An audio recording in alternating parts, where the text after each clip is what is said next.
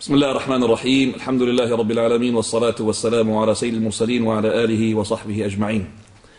Today, while I was wandering in the Isle of Wight, a person told me about there was a masjid and a mosque in this place which is called Newport. And alhamdulillah, I managed to get to the masjid and I met some of the brothers. One of the brothers that's really captured my attention, and I would like you to meet this brother. He is called Brother Abdul Malik.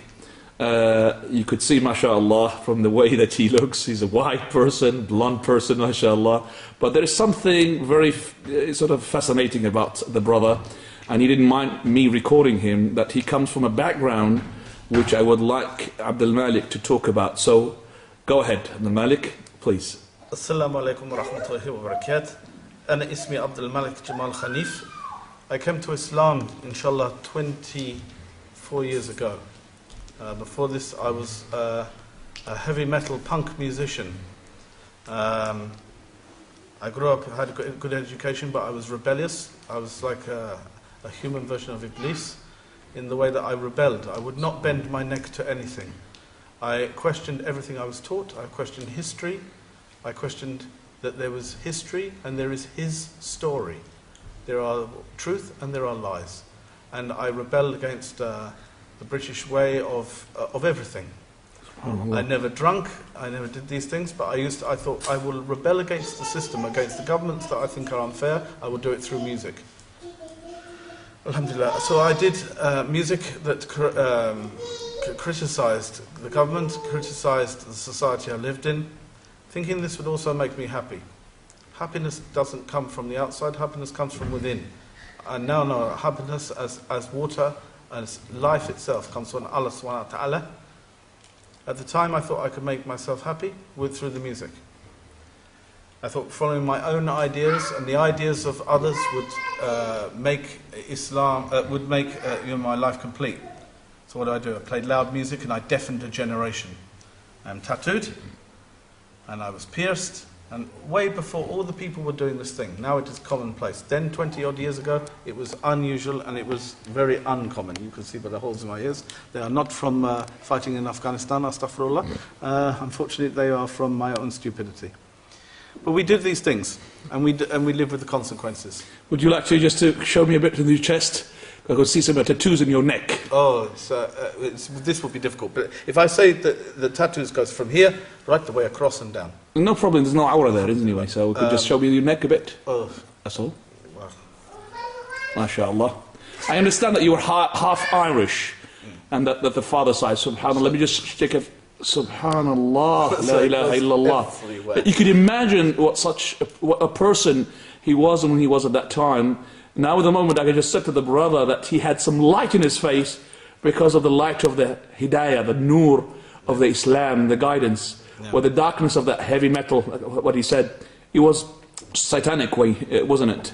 And yes, I would say it was. I would also say that it was done through anger out for various reasons. Anger at society, anger at things that I didn't understand, anger at that there must be more in life than just property, money and health and wealth. These things are, everybody says this is the meaning of life. I've always thought there was a God and I always asked where he was. I looked at every ism. I had a good university education, but I argued against everything.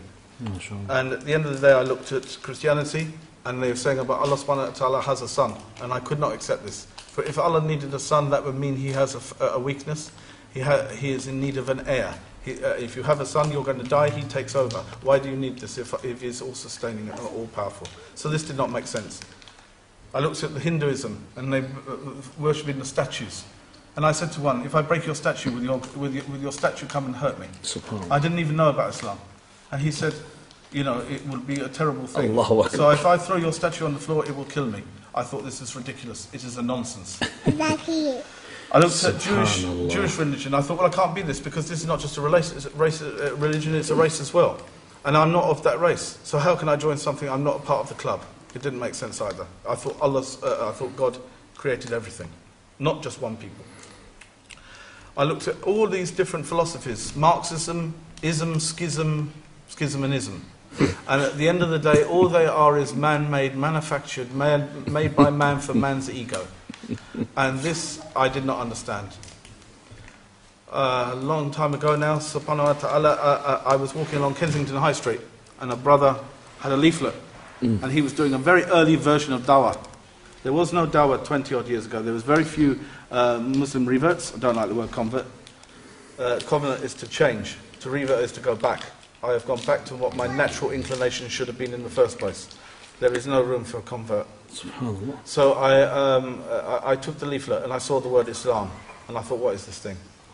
Whenever I was very little, my grandmother, because I grew up with my grandparents, took me to Hyde Park, and I used to see Arabic graffiti on the wall, and I used to like the script. I used to like and I used to wish I could understand what it said. Somewhere deep down inside, that must have stayed with me, because when I got this leaflet and it said Islam on it, I wanted to check this out. Then there were very few books on Islam. I found one. And it was Ghulam Salwar's Belief and Teaching in Islam. In its first edition, it's now in its 9th or so edition. It was very primitively, a primitive edition then. And I read it. And alhamdulillah, I saw the script again. And I thought, so it's this religion that has this script. The script that, spoke to me from a young child, that I thought, what is this thing? I was good at art. And I thought the script was beautiful. And of all scripts, it is the most beautiful in the world.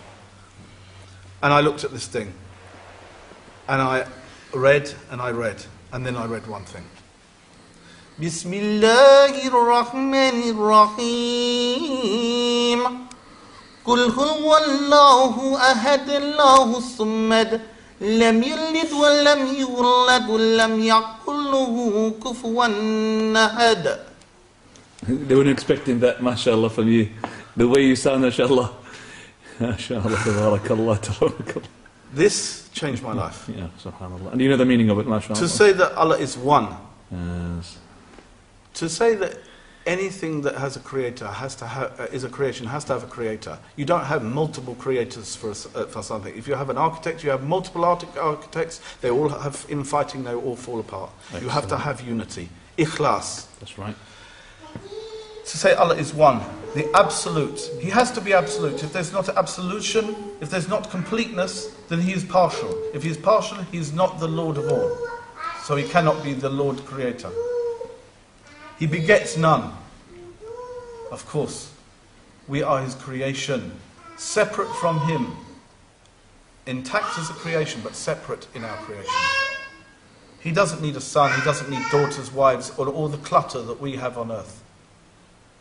And nor is he begotten. How can he be made of people or of something else? If something created him, that must be more powerful, therefore that must be Allah. So that had an impact on you. And like unto him, there is nothing. This is what had the impact. Right. Because to say, unlike unto him, in the whole universe, nothing in the whole of everything, we can only see as far as our galaxy. With the Hubble telescope, we can see Crab Nebula or whatever. This is as far as we can go. Now, beyond that, how many universes are there? And beyond that, how many universes are there? And the seven heavens, etc., etc. If there is nothing within the light years and thousands of millions of light years, there is nothing equal to him, and there is nothing like him, then he is Lord of all. And if he is Lord of all, then what am I doing standing on my feet? I must be on my face. Because he put me here, therefore it should be gratitude. How did you embrace the show? I'm going to have just to cut it short because of the 10 minutes going to finish. Very quickly. How did you when you took the Shahada, did you go to a masjid or? There was nobody around to ask. I didn't want to ask a lot of the brothers in the street because there was people walking around. Then there was no conference, there was no literature of Islam, there was no little dawah tables out with the take a leaflet brother, there was nothing. So I thought, you're complaining about this, aren't you? At the moment you're saying you should have had that. I should have had that. Yes. It shouldn't have been partialised to a community. You should not ghettoise Islam. That's right. You can't put a box around Allah. It is either Allah is everywhere, or you as a people are putting him in a box. Allah with his knowledge is everywhere. No. Yeah, not with himself. Himself not is with his knowledge, with his ilm and with his hikmah. Excellent. You're talking about religion. You can't box religion, Islam, and it's a box. It has to be for everybody. Humans put boundaries. There is no boundaries. There's no boundaries, of course. And so therefore, when I looked at this thing, I thought, where am I going to go? So I looked through the phone book. Yes, in those days there were phone books. There was not 1-to-1 or 11800. So I looked through there and I saw London Central Mosque. Right, Regent's Park. Regent's Park. And I thought, okay, go there. I'll go there. And I looking like I did, and I wish I had a photo of me as I did. I did a talk last week, I had the photo of what I used to look like. And going with this sort of look, and remember you had no beard. No, I had nothing, I had bright blue hair. You know, and you know, long hair, earrings, tattoos, vest. And you expect everybody to just welcome you to embrace Islam. Belt made of bullets. You know. So what happened when they saw you? I went in there, I took the bullet belt off because I thought it might be a bit disquieting, you know. And I tried to tie my hair back as best as possible. And I said, I want to make shahada. And they said, they were surprised. They couldn't believe speak it. much They were English, baffled. and he just looked at me as if I was going to hurt him. I said, can you bring me somebody who can speak English? So he brought me Abdullah from who was the secretary of the London Mosque then. The one from Saudi Arabia, isn't he? La, he's from Musaf, Egypt. Oh, right, in Misr. And he said, you know, what do you understand about Islam? So I told him all I've read. And I'm an avid reader, so I read and read. And I read... So he was surprised? He was surprised then. And he said, okay, I think you understand, but you know you can't look like you do. I said, I don't want to look like I do, it's just that's all I have at the moment. I can change that, but I need to change my heart first. That's right, very good. And you took it from there? I took my shahada. When was that? When the day, please, if you remember the date, year? 1986, MashaAllah. February the 4th. Right. Abdul Malik, I have to really at the moment just to, sort of stop you here and I'd say to you, Jazakallah khairan for this commentary and this, sort of short biography of your life. I would have liked it to be a bit longer, but remember that we have to go at the moment. I've got a family. I'm in the Isle of Wight today, and I'm really very happy to meet the brothers here, especially yourself. And definitely, inshallah, maybe we'll have a go at, we'll see each other tonight as well. Maybe I should play. As one final thing. Go on. This is quite an interesting little twist.